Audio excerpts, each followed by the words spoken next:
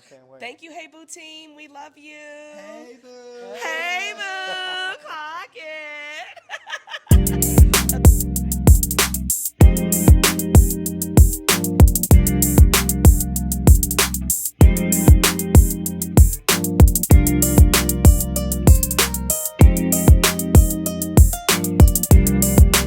Watch the game with your partner or with your sports group chat blowing up on your phone? Sports group chat. Sports group chat. Yeah, sports group chat. Wow, We're gonna ouch. we're gonna Your talk. partner. We're gonna have more fun conversations. Okay. Okay. You know. I don't have to explain the game, what's happening, Oh, wow. So telling. who the players are, Yeah. stats. Yeah. Okay. More cut and dry that Yeah. way. Okay. Okay. Pre-game nerves. Meditation app or trash talking your way through the anxiety. Meditation. I'm trash talking. I think you have to meditate, be at peace. But meditation for me. I'm trash talking. That's how I handle my nerves, talking a big game, because now I set the precedent and the bar that I got to go live up to it. So I'm trash talking. Okay. Love that. Interesting. Okay. Interesting. Locker room culture. More toxic masculinity or secret emotional vulnerability? I'll let you answer that first. You said more toxic masculinity Yeah. or secret emotional vulnerability? Yeah. Like, what's it like in there? It's a kaleidoscope, to be honest. It's a kaleidoscope. Okay. A little bit of both, you think? Yeah. Do you think that the toxic locker room energy is good? Yeah, I think so. Is that loaded? Just to for that competitiveness, right? You want to be able to push each other and challenge each other, but you also have to be able to, have empathy and have these different conversations that you need to be had. But more times than not, yeah, it's very, very rowdy, I would say. And then you have the coaches who they're going to be the calm to the storm. So the players can kind of be that, and then the coaches are going to be the ones to help even things out. I love that. Okay, my question is athlete breakups, harder on the heart or harder on the brand? Man, That's deep. I say heart, because if you look at Puka Nakua, he utilized a very public breakup, to channel like this inner dark place. It had arguably his best years. So definitely harder on the heart. Lynnea, do you know who this person is? So he's a young athlete who got catfished. Oh, yeah, I do know that. That's not the catfish No, that's person? Monte Teo. That's Monte Monte Teo. Okay, okay. That one. Who is this person? Puka Nakua is a wide receiver for the Rams. Who dumped him? His model chick? yeah, some IG model. She broke his heart? Yeah. Oh, poor Tink Tink. I hope he feels He went better. crazy this year though, so break his heart again. Whoever. So whoever maybe, that is. he actually operates better Yeah. with in the post breakup glow up, Yeah. which is what we call it, But right? I say brand. I think that it does a lot to some guys' brand. Like they're never the same after that as far as their brand, right? And some of them can kind of save it and repair it, right? You see Kobe with his situation and with him and Vanessa. But for some guys, like imagine LeBron, it comes out Super Bowl weekend, he's out cheating and things like that. Like that's going to dent his brand. It's going to affect his heart, but his brand will be so different if that were to happen. So I'll say brand. Thank you. Sex after a big win, celebratory and wild, dare I say kinky, or exhausted and asleep by 9? Oh no, I'm trying to get her, you know what I'm saying, off the rafters, swing the whole 9. His wife is fine, y'all. Option number 1 for you it is. Yeah, winning in the streets, winning in the sheets. You got to go home and go crazy because you want to you can sleep in the morning. You can sleep in the morning. You're on the Say, adrenaline. baby, I went crazy tonight. Get ready. We turning up tonight. So Okay. I think that's the answer. Okay, I see where you're friends. Yes, we love it. We love it here. Okay, reporting ethics. We love ethics as therapists. Okay, we love to talk about them, question it, okay? Protect an athlete's mental health or break the story first. So shout out to Jerry West, the logo of the NBA. He told me that I would see and hear a lot of things that didn't need to be reported, and I understand like why he said that. You can very well easily have like your 15 seconds of fame, but you'll never get another story after that. So That is a whole word, right? That it's about the discernment in that. So thank you. Michael, do you have a and different I answer? believe in, same thing. You like, these are people. So yes, I can break this story, but what is it going to do to that person's brand, his mental or her mental? So you have to, think about that. So I'm big on just, hey, I'm gonna get the story that I need. I don't need to force something that can, crush somebody else. I'll let somebody else write that story. I like there are certain things where I'm like, if this happens, then yeah, I want to be first. But like stuff that's salacious and all that type of stuff, I'll let somebody else break that news. I've seen some things that if I were to break it, would have been crazy. But it's like not my place to do that. Oh yes, wild stuff happens. But I actually really appreciate that because it honestly shows a lot of integrity. Oh, jinx. Sorry, we have little kids. Okay, so thank you for that answer. Okay. Sports media crush, talent or confidence? Which is sexier? Confidence. I'll say confidence. Right? You see that. Dang, I hate to say this because I see some of these ladies, but you see some of, like, you see a WNBA player that just has a certain type of swag about them.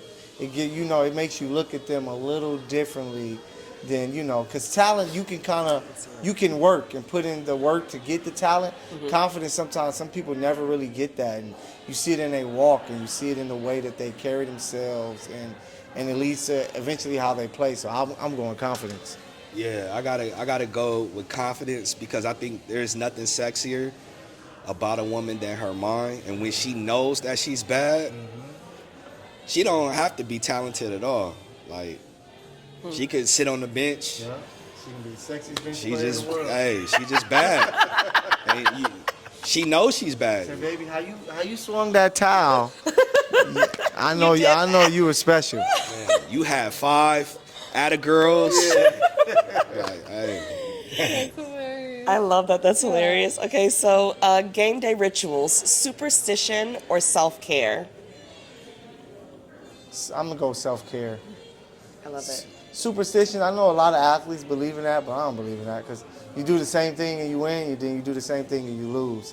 So self-care, some of the guys, they like to get a nice workout in before a game. They hit the sauna, stretch, and do all that, kind of really relax themselves. And I think that prepares them much better. I think Bron is one of the guys who does that, and he's one of the greatest basketball players to ever play. So I'm going to go self-care. What you got? I'm gonna go superstition. Only reason I say that is because professional athletes are creatures of habit, and so they do the same thing all the time, win or lose. So I'm gonna go superstition. I love that you both did this and that this question was on our list because my whole book is about what's your pregame and postgame routine, right? How do you use your pregame and postgame routine to optimize your performance and all of the things that you do, right? And the game isn't just when you got the ball in your hand. The game is all the things that create challenges in your life. So I love that question because I think that it is a little bit of both. I think it's a little bit of both superstition and self-care. And sometimes our superstitions are self-care, right? And so when they're used healthily like they can be. And so I think it's really, this is a great question. Thank you for those answers, guys. I think I know what you're going to say in this next one, but athletes in therapy, best thing to happen to sports culture or still way too stigmatized? No, I think that is great. I think athletes going to therapy. Who do we talk to? Steve Smith, and he was telling us a lot of these players that are going to play Sunday, he played in the Super Bowl, he lost. You don't prepare yourself to lose. So you're only expecting to win. So after the game, you see a lot of guys crying and very emotional because they were thinking they were going to show up, ball out, and win. So having that therapy available can help because you've seen people's careers like playing the biggest game and just totally go downhill. And like, man, he went from an all-star to being out of the league in 2 years, and that's because he probably didn't have that mental to getting back into the space to where having therapy available can help keep them like, hey, it's gonna happen, and get back to it, Yeah, thank you, Michael. Repeat the question. So, athletes in therapy, the best thing to happen to sports culture, or still way too stigmatized? Nah, I'll go with best thing to happen. Especially like in the NFL, CTE is a real thing, and so being able to address some of your mental health needs, I think that will prevent like suicides. Yeah. That's very serious, and I think that we haven't used the word suicide yet today. We don't run away from it. Please don't think that. But I think that's the number one reason why my company exists, is because suicide is the number 2 cause of death in all athletes. Wow. Period. Punto. Right? That we are here to combat that stigma. That we are here to be a service in the gap that exists because of that exact reason. So thank you for mentioning that, Eric. I really appreciate that. Okay, this is our last question, guys. Okay, thank you so much again for coming. We have had the best time. Okay, Super Bowl night energy, deep emotional processing, or mindless chaos and wings. Don't forget the wings. Don't forget the wings. For the players or for us? We can ask for you. For us, it's mayhem. We turning up. We about to enjoy this game. I don't gotta play, so it's wings. It's wings and bourbon and. Man, I'm taking shots for my players. You know what I'm saying? Big catch, 20 yards. Here goes a shot for me. Yeah. So it's a crazy turn for the players. Hopefully they're focused, right? They shouldn't be. They should be hopefully locked in and ready to go because it's a big game. But for us, it's a turn up each time. Yeah, if you're not playing in the game, it's a celebration. But if you're playing in the game, you need to be locked in. The only nerve-wracking thing could be if your team is playing, and then you have your group of friends, and you want to talk crazy smack. Your team needs to win. Because even when our teams face each other in the Super Bowl, it was still trash talk. Yeah. And But my trash talk went for the rest of the year. While yours stopped. So I needed my team to win because I didn't want to hear nothing else from Eric for that time. So, it worked out. Oh my gosh. Okay, so thank you all for doing the rapid fire with us, which wasn't that rapid, but we really appreciate it. Thank you all for being our first, male identified guests on our podcast. We're really grateful that you all were able to come today all the way to Oakland, as we're all in the Bay Area at the same time. It's just kismet. So thank you all for coming, and we're just grateful. Same. And I will be watching I actually watched the Super Bowl for the halftime show. That's why I watched. And I'm looking forward to watching Bad Bunny. How many Super Bowls have you watched? Probably almost every one, but I really only watched the halftime show. So, question for you. Ooh, your favorite halftime show so far? That's a good question. Well, I mean, obviously last year was pretty amazing. But for different, developmentally, there's maybe the Janet Jackson boob debacle was a fun one to experience, culturally, pop culture wise. Who else? Did J-Lo do one? Am I making that up? Did she do one? J-Lo, I think Beyonce. I don't think J-Lo. Beyonce did one. We know. Okay, she was 3 years ago, right? Was that 3 years ago? Yeah, a few years ago. Yeah. So I don't have a good answer for you. I enjoyed them Rihanna all. did one. Yeah, Rihanna Pregnant. Did one. Huh? Yeah. With that belly. Yes. That was epic. That was a good that one. belly. Yeah. Come on, Rihanna. Yeah. Girl, push that baby out. Do the show.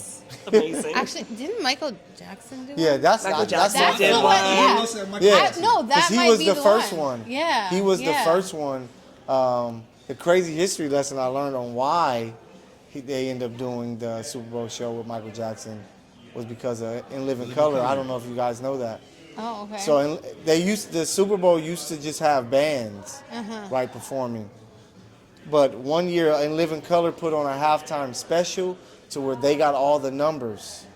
So people didn't into the tune game. back into the game. So Oh, they're dang. like, how do we combat that? We know a guy named Michael Jackson. And they put him out there, and they've been having, control ever since. So that'll be my favorite. Seeing Michael Jackson. Very iconic. That was Rose Bowl. No, Rose Bowl was Stadium. Rose Bowl. Yeah, I Oh, was a wow, young that was a kid. long time I'm ago. like, oh, He stood man. there. Yeah. It was like 20. How many mics came busting out at different areas? Dun-dun-dun-dun-dun. So, Michael Jackson, Kendrick, Sorry, baby. Prince did a hell of a job. Oh, Prince. Who else? Bruno Mars did one. Bruno. My baby Beyonce, she always gets love from me. That'll be it for me. Beyonce can do it every year. I'll be happy. I love this. Even the whole Super Bowl performers topic is so epic. This is going to be a really great Thank you. episode. No, yeah. I can't wait for us to Yeah. premiere it on Sunday. Kristen's gonna do her magic. Kristen's going to do her magic. chop, They're- chop. The whole team is about to do their magic. So I can't wait. thank you, Hey Boo team. We love you. Hey, boo. Hey Boo. Clock it. Okay, thank you all for tuning in. We'll see you next time. So thank you for tuning in to this episode of Hey Boo with Lauren and Lynnea. We are so grateful that you joined us today. If you're interested in receiving any therapy with either of us, I'm gonna let Lynnea tell you how to get in touch with her. Yes. If you're interested in working with Mindfully Well Therapy, we work with anyone virtually in California or in person in Oakland. And we serve couples, individuals, and teens, and speak the languages of Arabic, Spanish, and Assyrian.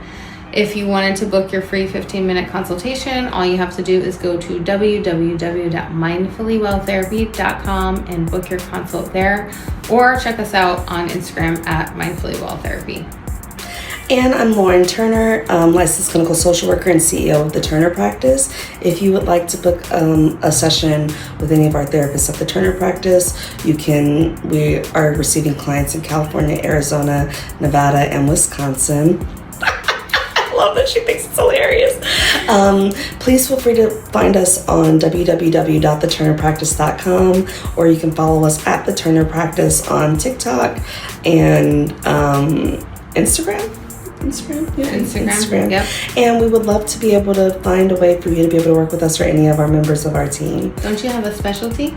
Oh yeah, I do have a specialty. I specialize in working with athletes and their families in high performance, and we also do some forensic work here too in social justice. And we just love our clients here at the Turner's Practice. We also do couples therapy for those of you who may be in athlete couples, and we can't wait to continue for you all to join us this season, and hope you can follow us and meet with us soon.